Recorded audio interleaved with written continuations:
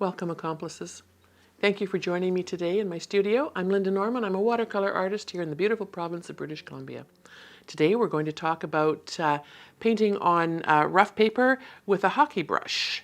And my painting today is going to be inspired by my recent trip to Scotland. I've learned recently that it's pronounced hockey, like the game, not hake or hake, like I had been mispronouncing. So we learn something every day, and that's a little gem I want to share with you. You probably already knew that, but I'm happy to show you what's going to happen with this little brush. It's goat hair attached with some stitching to the handle. Holds a ton of water. It's got good real estate on the end for stippling and lots of big washes, but it can also be used for finer lines as well. And I've discovered some new paper, new to me. It's called Toscana. It's a Magnani 1404 is the brand on the top. Acid-free, long life, OBA-free, 300 GSM, which is grams per square meter, is how they measure the weight of it. 140 pound, which is a typical denotation for watercolor paper. It's 10 inch by 14 inches, 20 sheets, and it's 100% cotton, rough grain, and a natural white color. And it's on a block, which I kind of like.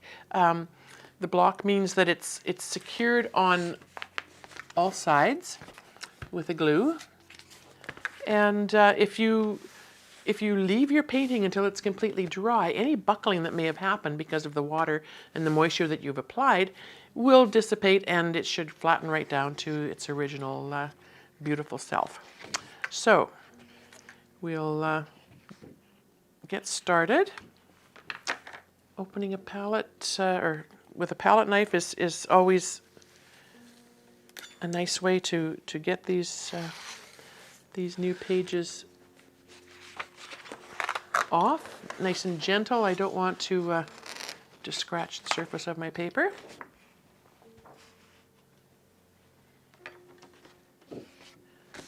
The colors that I experienced in Scotland, some of them were indescribable. But I have so many photos. I'll share some of them with you in the weeks to come, I'm sure, and share some of that inspiration with you. Today, I thought maybe we'd work with a little bit of Moonglow, the deep undertones of the heather in the hillsides, and combinations of Undersea Green with some other colors in my palette, and some maybe some dark blues for some shadows. And with the Hake brush, we'll keep everything loose. It's a beautiful way to keep your painting very loose and flowy and still get that visual effect that you would like to see for your landscapes. So I'm excited to try this paper. It feels like it's got a bit of tooth to it, bit of surface on it. So that's good. That means the paint will adhere in different spots and make it really quite lovely. I always like to wet my palette and let the paints wake up. By doing that, there's a couple of things. One, I can get a nice load on my brush when I'm ready to paint without scrubbing and working too hard at it. I love my brushes. I treat them like my best friends, and so I don't want to be working away at them and damaging them in any way. And so I've found that by keeping my palette wet, I don't have to be scrubbing and trying to pick up that color. It's there, it's ready, it's juicy, it's ready to be picked up by the brush. And also it allows me to keep my mixtures on the side ready to go.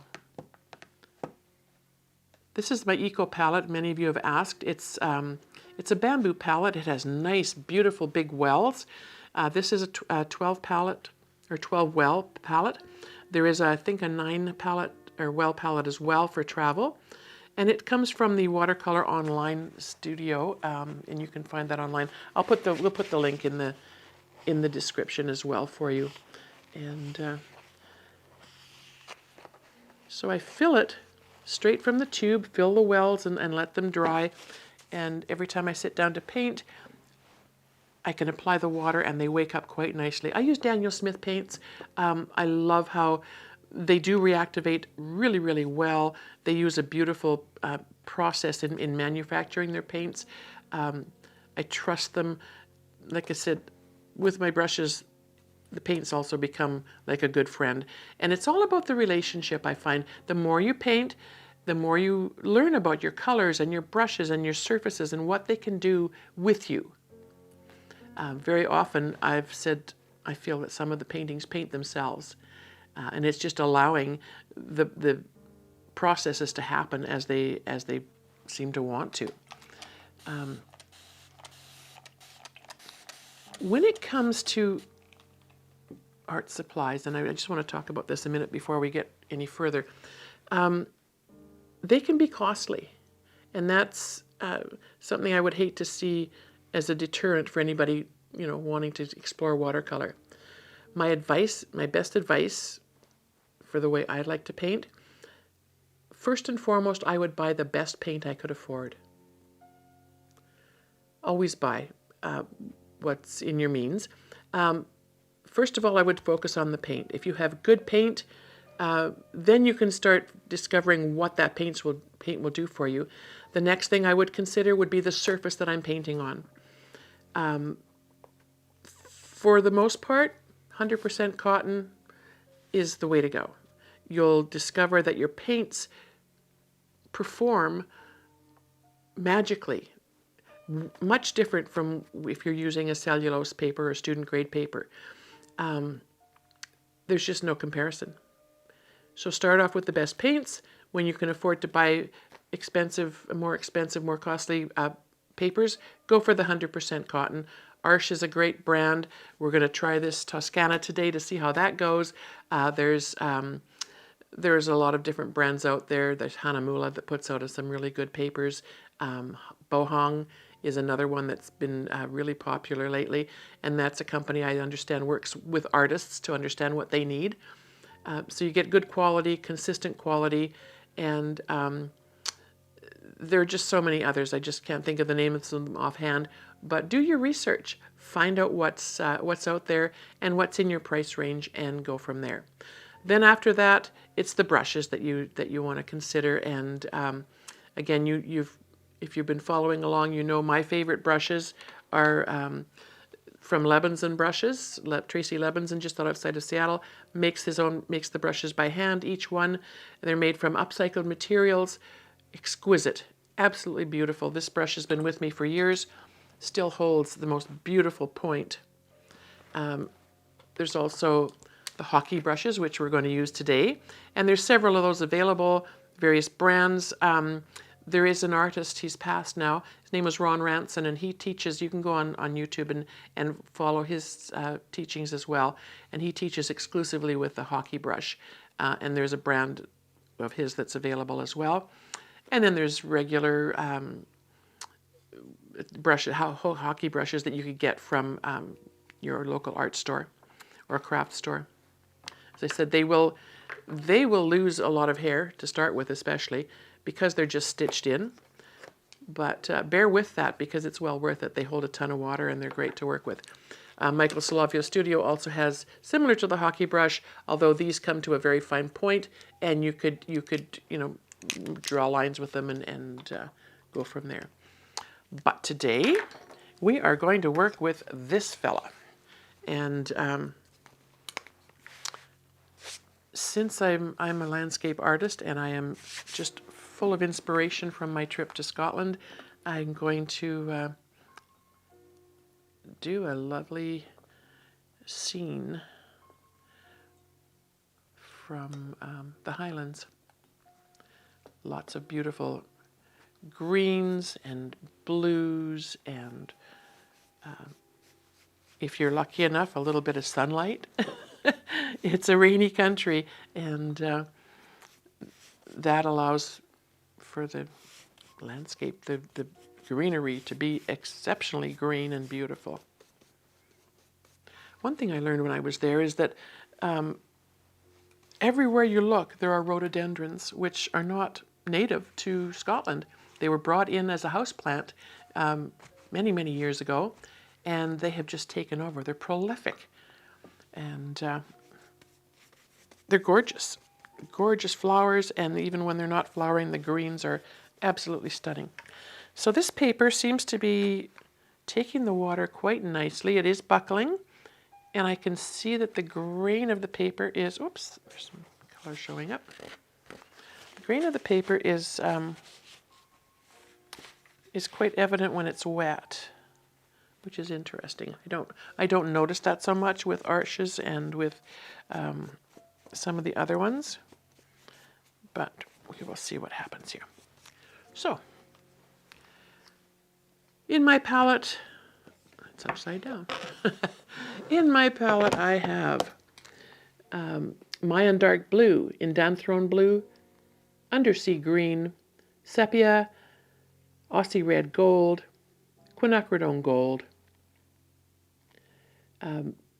neutral tint, pardon me there, a Payne's Blue Gray, Moonglow, Quinacridone Purple, Quinacridone Rose, and transparent brown oxide. And those are the colors I think we'll use today. The quinacridone colors are more organic. I was just researching that. I didn't realize that why they were called quinacridone, and it's a compound, but it's organic that brings them together with oxygen and nitrogen and all the things in a carbon base. Whereas the phthalos are a more artificial color, which maybe would help me understand a little bit why I'm not drawn to the phthalo colors. They seem to me to be a bit harsh.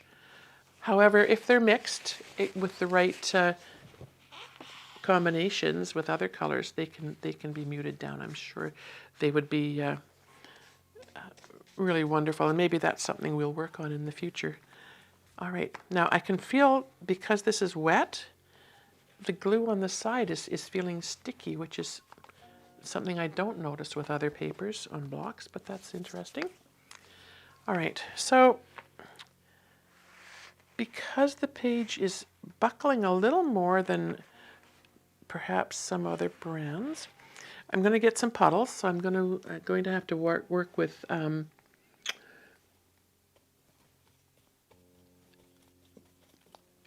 making sure that we don't have paint sitting in that. So I'm going to take paint from there and just mix it on the side a little bit to lighten it up a bit. And because I saw a lot of stormy skies, I'm not going to put the yellow in today for any glow. The way I'm going to produce lightness, I think, is by pulling out with the paper towel.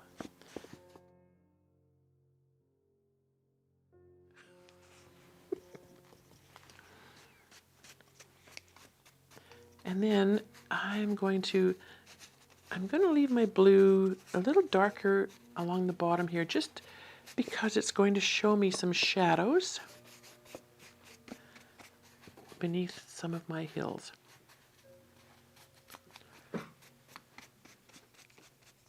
Lots of granite in the hills there. And there are some that look more red, some that look more blue. One of the paintings that I would like to do from reference down the road, once I get my photos organized more, is from a mountain in the Glen Cove, the Glen called Cove. It's a valley, but they call it a glen. And it was just absolutely stunning. And the sun did shine, so we'll be able to explore putting some sunlight in there as well.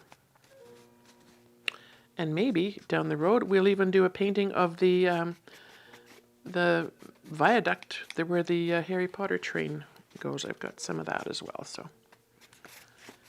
So there we have nice blue underpainting. Yeah, this is interesting how, I don't know if you can see that, but the pooling is actually catching the pigment and making it look a little spotty, which is kind of interesting. So I'm going to go in with, well, let's go back to our trusty Undersea Green. I like to have my colors mix on the page for the most part. Sometimes I will mix in the palettes, in the wells on the side of the palette, but I find I have pretty good luck with mixing on the page. Now the blue, the Mayan Dark Blue, is always so nice to have that sort of misty background effect. And you can see, I hope, where, because I'm putting wet in wet, the pigments are actually pushing each other around. And because the page is wet, I just have to dab the colors on, and they will continue to move as the water allows them. And I think with this, because I like how, pardon me, the green pigment is sort of falling through the blue at the bottom. It's almost like a shadow, a reflection in water. So I think what we might do is just make a little water feature on this side. And we'll just pull this in a little bit. If we do that and leave a bit of an opening there, it will look like a little bit of an inlet. So many lakes, I can't remember how many thousands of lakes we saw and heard about. Mostly freshwater, but even some saltwater lakes, which is really interesting to me. Okay, so we have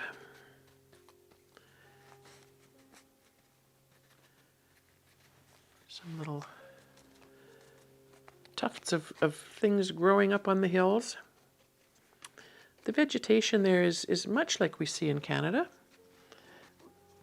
And the reforestation is happening very, very beautifully. They're doing a great job, which is nice to hear. So while this is still wet, I can continue to move these mountaintops and adjust them a tiny bit. I'm going to go in later with a smaller brush and define some shoreline here. But for now, while the rest of this is still wet, I want to take some of my Moonglow and add that and just see what's going to happen with it here. I'm just going to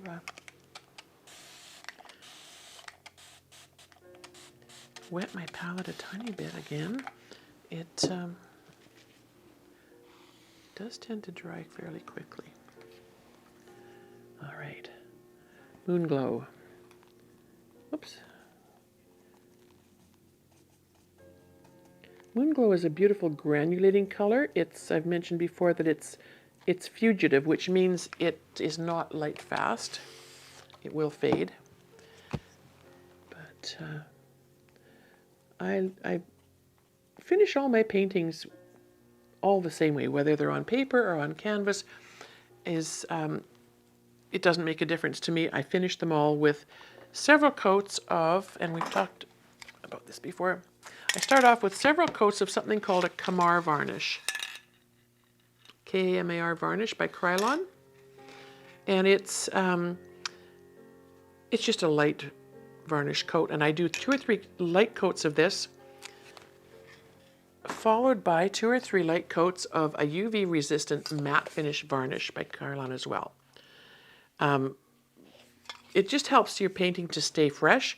The varnish doesn't change the look of the painting, although it does tend to make the colors look a little more vibrant and stay that way. And with those several applications of each of those, once it's dry, the your painting can be wiped off with a damp cloth. It doesn't have to be put under expensive archival non-glare glass. I just find it a really lovely way to finish things off. So keep that in mind. I advise anybody who purchases any of my paintings to please not hang them in direct sunlight, just to be on the safe side. So I've got some Moonglow on my brush, fairly thick, and I just want to make a few shadowy bits here.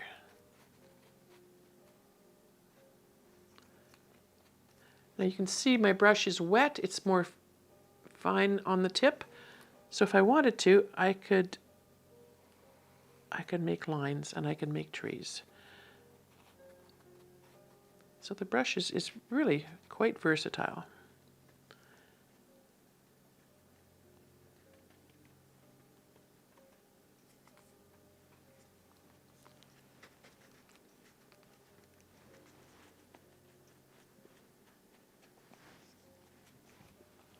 All right.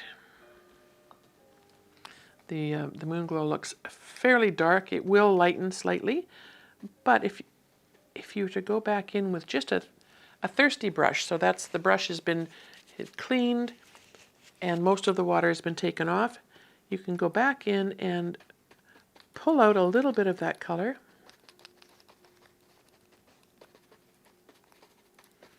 and sort of reshape your banks of heather and the shrubbery that's growing so beautifully on the side. Another thing that grows prolifically there is bracken. So it's a fern. It's a beautiful green fern, but as the fall approaches, those ferns change to the most gorgeous bronze color. And that's something I am going to try to recreate, figure out what colors I need to blend to make those gorgeous fall bronze colors. And as we approach fall, that might be a nice project too.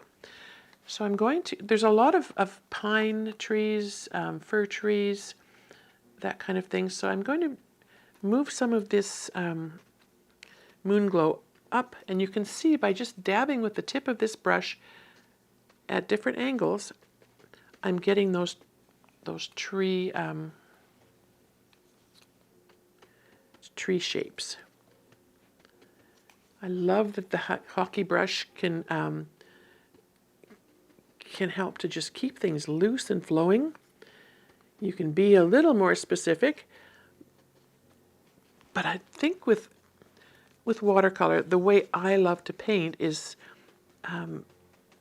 leaving a lot to the imagination, creating shapes so that you know it's a tree, but it doesn't have to be an exact replica of a tree. And you know, every time you sit down to paint, it's your painting. You can make it whatever you want. There are color choices that you can make that maybe other people wouldn't make, but that's what makes it yours. Now I was tempted to come down to the center, and I do really try to avoid that. I want to keep sort of to the rule of thirds. So I'm going to fill in that center part with some more trees. A little bit of a misty valley as it goes to the back portion of that. But I love that the Moonglow has just sort of picked up that mistiness that I don't know if you ever noticed that after a rain sometimes the air looks almost violet, and I kind of just love that.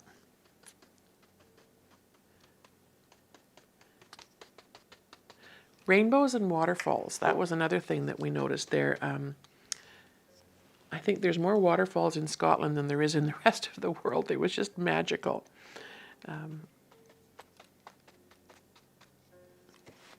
Did not see Nessie. Tried. Didn't work out. She wasn't interested in coming out to play. So in this corner where I've left the Moonglow a little bit thicker, you can see where it's more likely to look like a little bit of heather, little bits of that happening in. So what I think we will do with the Mayan dark blue, and I just want to try to give that brush a bit more of a chisel tip, and I just want to go in while it's still damp and just throw in some shadowy bits for whatever's growing on the shore. There will be some shadows underneath. And I'm kind of moving up the Moonglow that was on the page. It's still kind of there. Adding a bit of shadow. And our foreground is now going to look a little bit darker because it's closer to us. And you can see how the Moonglow is fading out into the mists on the trees in the background. And I'm going to clean off without water, just with my paper towel. I'm going to take off most of what was on my brush. And I just want to very lightly, barely touching the surface. And just, the paper is still a little bit damp. And I just want to bring some of this from the shoreline out into this lake. Down gently, very gently. That's coming into my lake. And then I'm going to go this way slightly, just at odd places. It's going to give me that ripple look of water coming. So back and forth, shape your shadows. I know shadows can sometimes look a little bit wonky. I like to keep mine nice and straight. And then I can go in with just the lightest touch and give a little indication of maybe some water flow happening. Okay. The page is still fairly damp. And I'm going to make my brush as flat and small as I can on the end.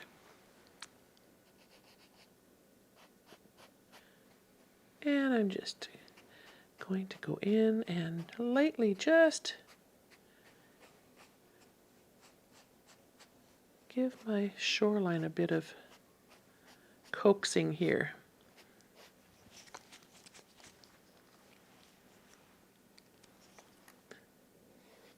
The tendency would be to go and grab another smaller brush, but I said we were going to do this all with the Hake brush, and that's what we're going to do.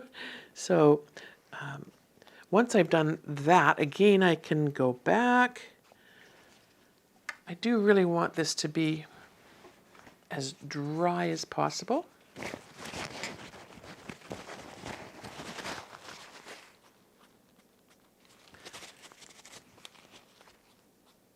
And I don't mind that it's kind of scruffy on the end.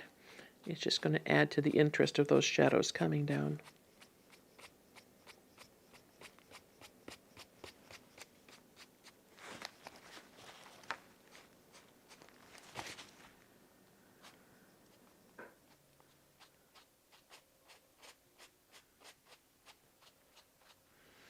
It's a little bit of a challenge because this paper is kind of buckly, but that's okay.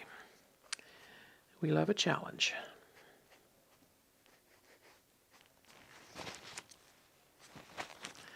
So with the shoreline, I kind of like to make it a little bit uneven and interesting if I can. And I'm going to pull it up this way. Just, I kind of want to soften a little bit of that, but it's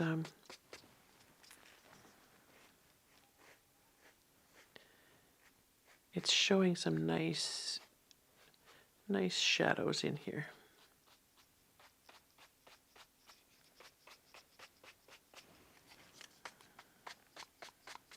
Okay. So we've got some heather growing in the little landing on this side of the lake. We've got a lake at the foot of some beautiful purple and green and blue. And the sky, I didn't even really have to go in and dab it with my paper towel. It just kind of dissipated and formed its own shadows. I think with this one, I would call it done. Perhaps after it's dried and it's flattened, I may go in and do a little bit of fine tuning, perhaps with a smaller brush, but I'd be happy leaving this one as it is. And yeah,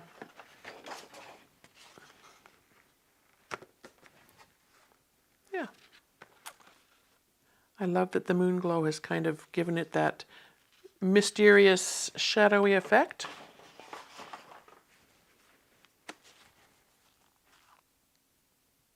And I love that I got to go to Scotland and be inspired by the colors and the scenery. It has filled my heart, and I think it's going to fill a lot of pages with some landscapes and some color. I'd like to thank the Process Art Discovery audience for joining me today. If you'd like to learn more, subscribe to the channel.